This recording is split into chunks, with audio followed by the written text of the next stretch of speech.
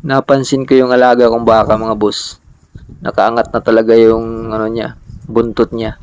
Sign na talaga yan na sa mismong araw na yun, manganganak na talaga siya. Hindi siya mapakali, paikot-ikot talaga siya. Nakalimutan kasi namin yung ano nito, exact date niya talaga na panganak dapat. Hindi siya nailista ng nanay. Kaya akala namin, lagpas na. Kasi hinipo ko yung tiyan niya, akala ko wala na yung anak niya sa loob. Kasi hindi na siya sumisipa.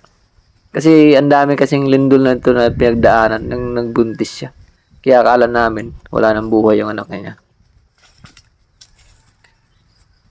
Pero sa awa ng Diyos, nalingat lang ako ng konti. Nanganak na yung, nandyan na yung anak ko. Unang panganak niya lang to pero tingin ko hindi siya nahirapan kasi ang bilis na yun na labas eh. Ayan o. Babae po yung anak niya mga boss. Sa awa ng Diyos eh, malusog naman yung anak niya. Ang cute. Ayan o.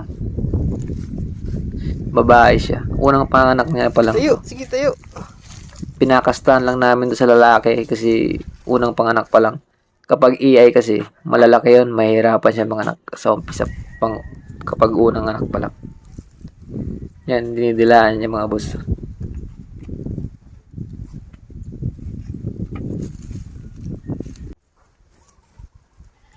Tapos maya maya yan, tumayo niya yung anak niya.